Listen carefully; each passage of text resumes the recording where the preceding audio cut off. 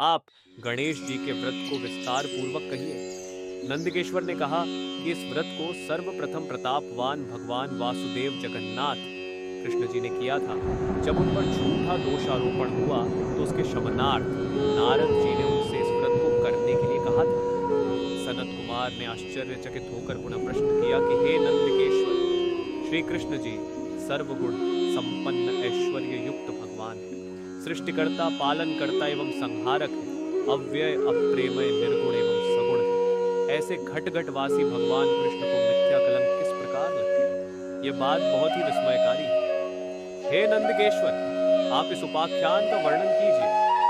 नंदकेश्वर कहने लगे, पृथ्वी का भार हरण करने के लिए भगवान मनाम, विष्णु और हलधर बलराम जी ने वसुदेव के पुत्र रूप में अवतार धारण किया। मगध सम्राट जरासंध के बार बार आक्रमण करने के कारण कृष्ण जी ने विश्वकर्मा द्वारा समुद्र में स्वर्ण निर्मित द्वारिकापुरी बनवाई। उस पुरी में 16,000 रानियों के लिए 16,000 सुंदर महलों को निर्मित कराया। उन रानियों के निवास के उपभोग के निमित्त पारिजात वृक्ष का आरोपण कराया। इसके अतिरिक्त 56 करोड़ यादवों के लिए 56 करोड़ भवनों की व्यवस्था की और अन्य ब्राह्मण, क्षत्रिय, वैश्य एवं शूद्रादि लोगों के निवास का भी प्रबंध करवाया, जहां जनता शांतिपूर्वक बसती थी। त्रैलोक्य में उपलब्ध होने वाली जितनी वस्तुएं थी, सभी का वहां संग्रह किया गया था। उस द्वारिकापुरी में उम्र नामक यादव के सत्राजित और प्रसेन नामक 2 पुत्र हुए। समुद्र तट पर स्थित भाव से सूर्य नारायण को प्रसन्न करने के लिए वीर्यवान सत्राजित तपस्या करने लगे। वे निराहार रहकर सूर्य की ओर टकटकी बांधकर आराधना करने लगे। भगवान सूर्य प्रसन्न होकर सत्राजित के समक्ष प्रकट हुए। सत्राजित भी अपने आराध्य के दर्शन से बहुत प्रसन्न हुए। सत्राजित स्तुति करने लगे कि हे तेजपुंज, हे स्वतः प्रकाशवान, हे काश्यपेय, हे हरिदश्व, आपको मेरा बारंबार प्रणाम है। हे ग्रहराज, हे चंद्रमा को प्रकाशित करने वाले, हे वेदत्रयी स्वरूप, हे संपूर्ण देवों के अधिपति, आपको मेरा नमस्कार है। हे देवराज, आप मेरे पर प्रसन्न हो। हे दिवाकर, आपकी कृपा दृष्टि मरे ऊपर हो जाए। सत्राजित की ऐसी स्तुति से भगवान सूर्य ने सत्राजित से शांत, गंभीर एवं मधुर वाणी में कहा कि हम तुम्हारे ऊपर बहुत प्रसन्न हैं। तुम्हारी जो अभिलाषा हो वह हमसे मांग लो। हे महाभाग्यशाली सत्राजित, हम तुम्हारी आराधना से संतुष्ट हैं। अब तुम इस सुंदर रत्न को ले लो, यह देवों को भी अप्राप्य है। ऐसा कहकर प्रसन्न मन से भगवान ने अपने कंठ से मणि उतार कर उसे दे दी। भगवान सूर्य ने उससे कहा कि यह प्रतिदिन 8 भार अर्थात 24 मन सोना प्रदान करती है, अतः मणि धारण करने के समय पवित्र रहना चाहिए। हे सत्राजित, अशौचावस्था में धारण करने से धारक का मरण होता है। इतना कहकर तेजवान भगवान सूर्य वहीं अंतर्धान हो गए। उस मणि को धारण करके सत्राजित ऐसे सुशोभित हुए मानो वह सूर्य नारायण ही है। हे राजन, उनके द्वारिकापुरी में प्रवेश करने पर उस तेज के कारण किसी को मालूम न हुआ कि कौन आ रहा है।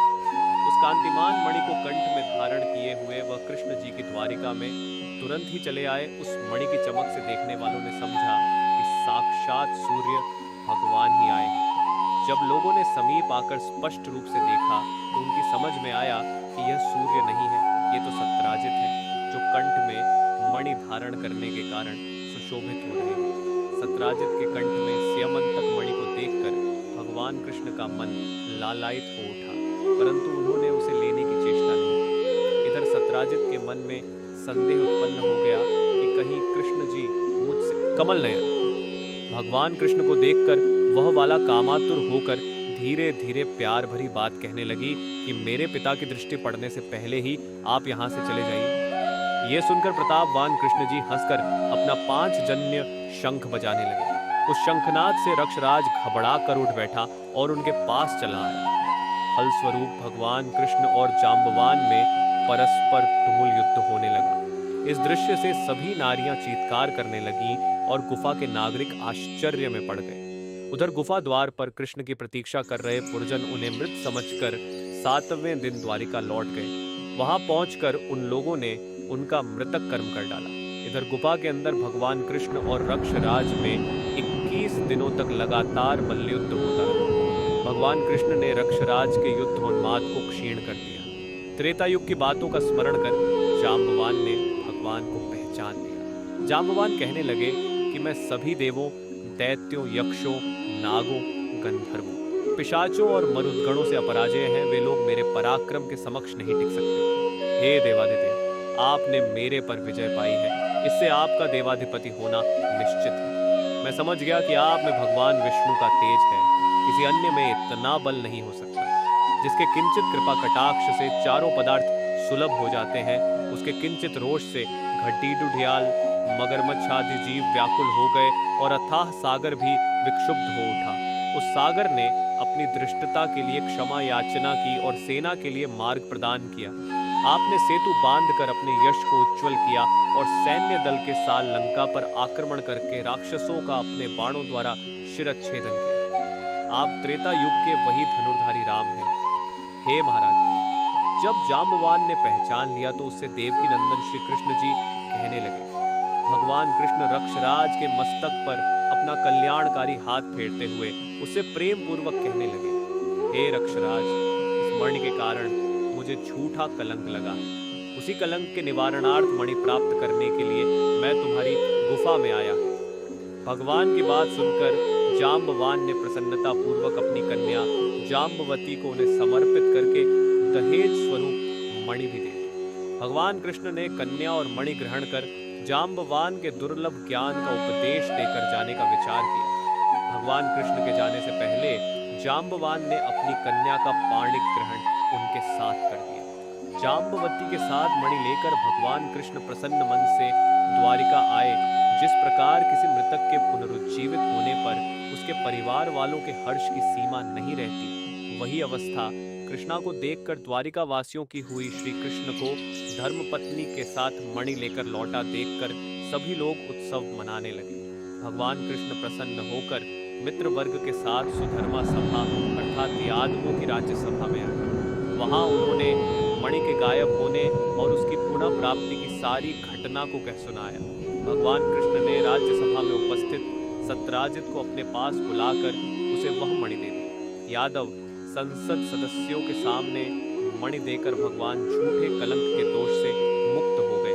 सत्राजित बुद्धिमान थे। मणि पाकर उन्हें लज्जा आई, जिसके फलस्वरूप उन्होंने अपनी कन्या सत्यभामा का विवाह श्री कृष्ण के साथ कर दिया। इसके बाद शतधन्वा, अक्रूर आदि दूषित हृदय वाले यादव मणि प्राप्ति की लिए सत्राजित से शत्रुता करने।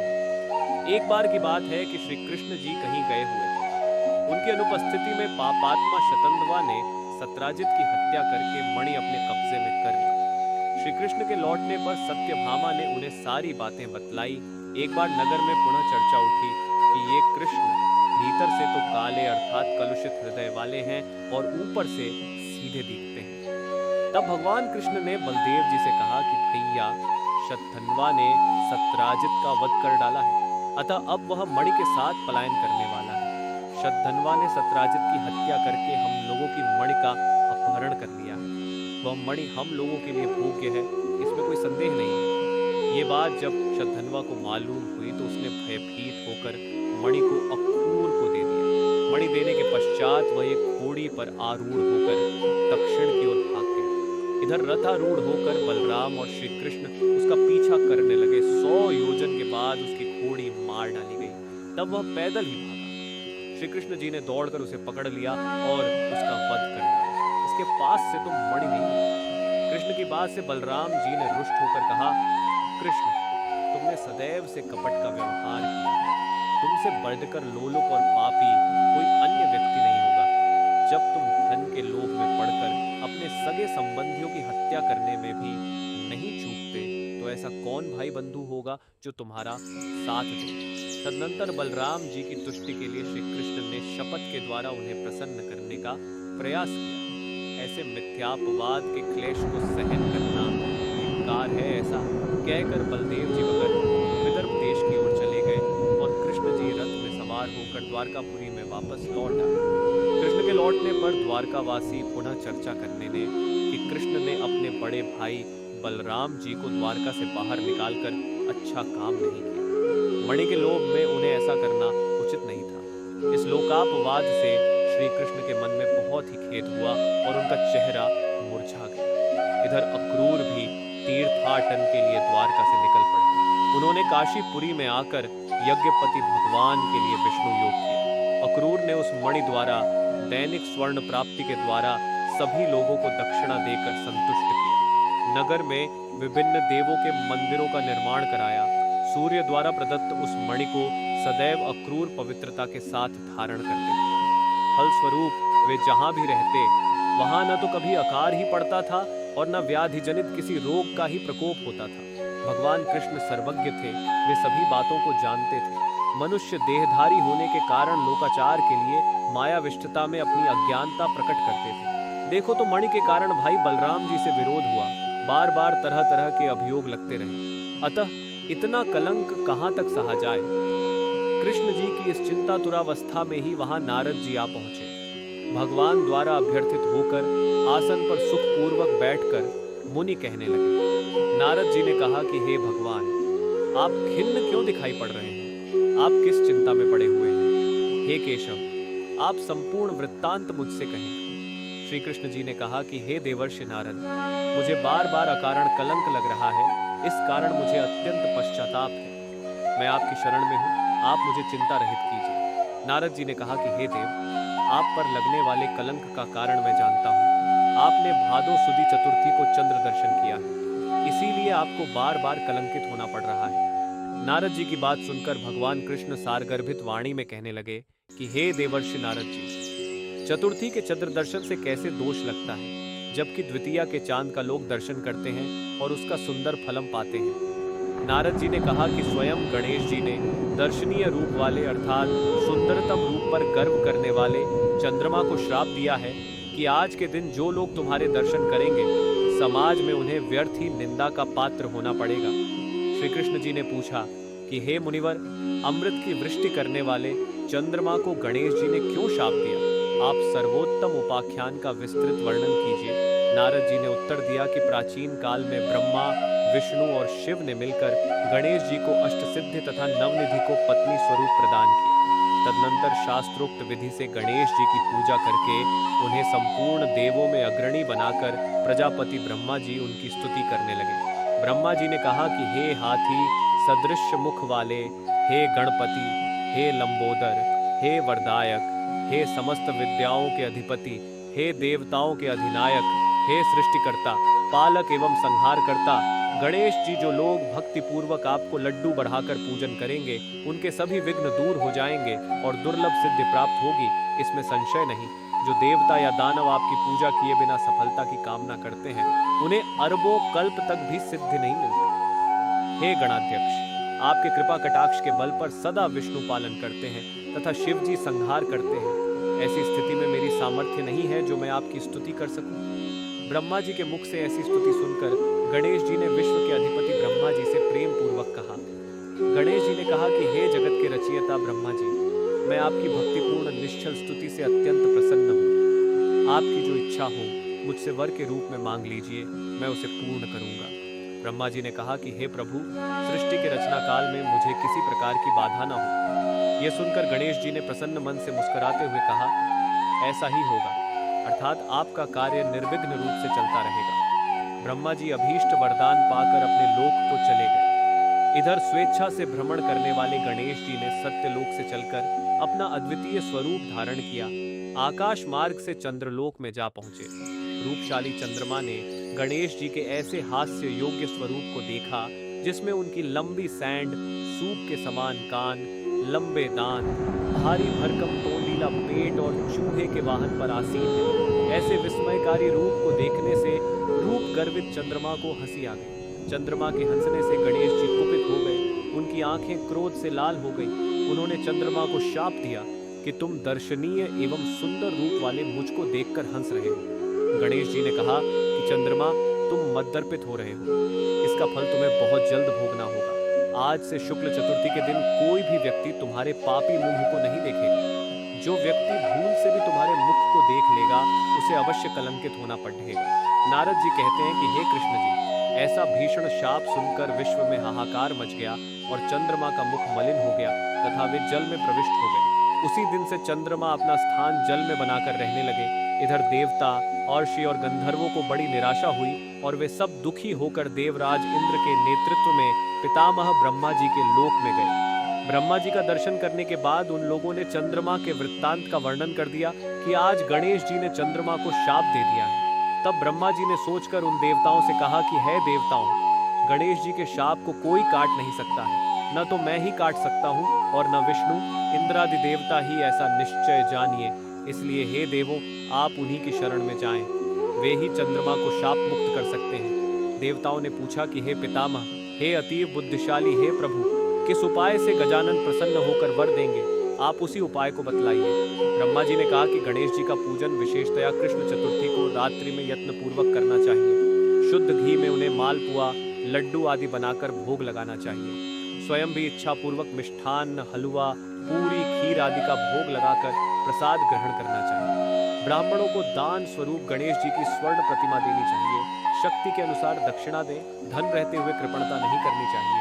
पूजन व्रतादि की विधि जानकर सब देवताओं ने देवगुरु बृहस्पति को भेजा और उन्होंने चंद्रमा के पास जाकर ब्रह्मा जी की बताई हुई विधि सुनाई। चंद्रमा ने ब्रह्मा जी की बताई हुई विधि के द्वारा गणेश जी का व्रत एवं पूजन किया, जिसके फल स्वरूप प्रसन्न होकर भगवान गणेश जी प्रसन्न हो गए।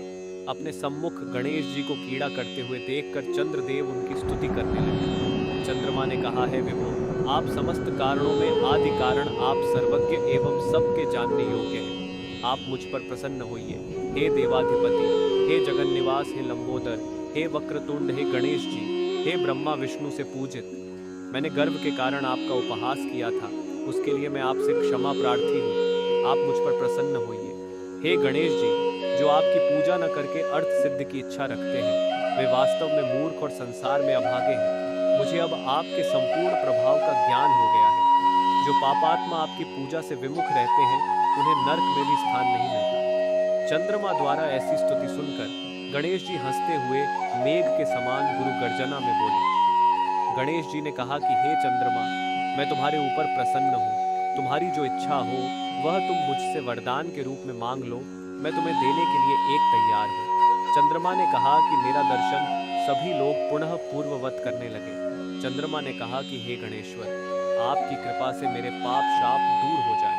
ये सुनकर गणेश जी ने कहा कि हे चंद्र, मैं तुम्हें इसके बदले दूसरा वरदान दे सकता हूँ, किंतु यह नहीं दे सकता।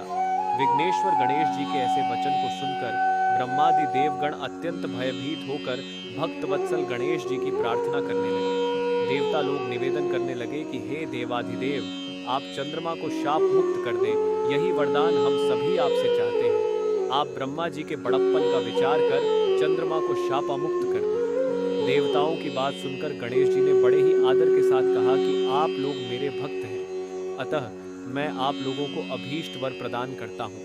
गणेश जी ने कहा कि जो लोग भादो सुदी चौथ को चंद्रमा का दर्शन करेंगे, उन्हें मिथ्या कलंक तो अवश्य ही लगेगा, इसमें कोई भी संदेह नहीं है, किंतु महीने के आरंभ में शुक्ल द्वितीया के दिन जो व्यक्ति हर महीने में निरंतर तुम्हारा दर्शन करते रहेंगे, उन्हें भादो सुदी चौथ के दर्शन का दुष्परिणाम नहीं भोगना होगा। नारद जी कहते हैं कि हे कृष्ण, तभी से द्वितीया के दिन सब लोग आदर पूर्वक चंद्र दर्शन करने लगे।